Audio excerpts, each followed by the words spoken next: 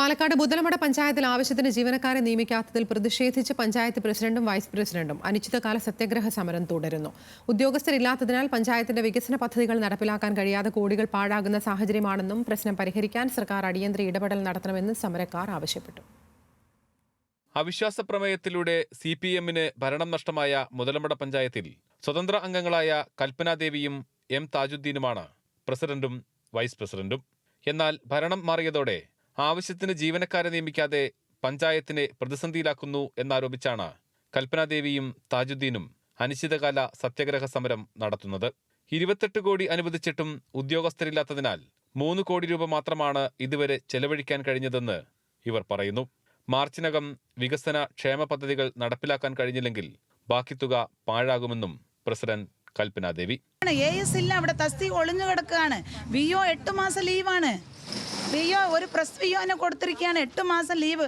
അദ്ദേഹം ഒരു VO സമ്മർദ്ദത്തിൻ്റെ പേരിലാണ് മുൻ പഞ്ചായത്ത് പ്രസിഡന്റിൻ്റെ ഞാൻ ഓംബുഡ്സ്മാനക്ക് കൊടുക്കും, അങ്ങനെ കൊടുക്കും, ഇങ്ങനെ കൊടുക്കും എന്ന് പറഞ്ഞ് 1,10,00,000 രൂപ മൻസൂർ സാർ എന്ന ഒരു VO ഇവിടെ നിൽക്കാണ്ട് ട്രാൻസ്ഫറായി പോയതാണ്. അതിനുശേഷം 8 മാസമായി തസ്തിക ഒളിഞ്ഞു കിടന്ന് ഇപ്പോഴാണ് ഒരു കുട്ടി വന്ന്, ഈ കുട്ടിക്ക് പുതിയ കുട്ടിയാണ്.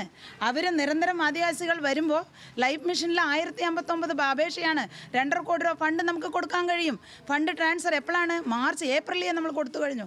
ഉദ്യോഗസ്ഥരെ അനുവദിക്കാത്തതിന് പിന്നിൽ രാഷ്ട്രീയ വൈരാഗ്യമാണെന്ന് സംശയിക്കുന്നതായി വൈസ് പ്രസിഡന്റ് M താജുദ്ദീൻ.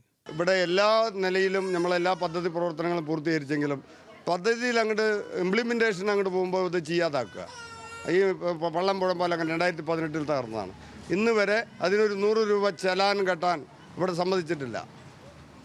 എന്തെങ്കിലും ഒരു കാരണം പറഞ്ഞ് മാറ്റി പല കാരണങ്ങൾ പറഞ്ഞ് മിനിറ്റ്സുകൾ ക്ലോസ് ചെയ്യാതെ, പഞ്ചായത്ത് മിനിറ്റ്സുകൾ ക്ലോസ് ചെയ്താലല്ലേ കൊടുക്കാൻ പറ്റുള്ളൂ. അങ്ങനെ സെക്രട്ടറിമാർ മാറി ലീവ് എടുക്കുക. ഇതിന് പിന്നിൽ ഗൂഢലക്ഷ്യമുണ്ട്.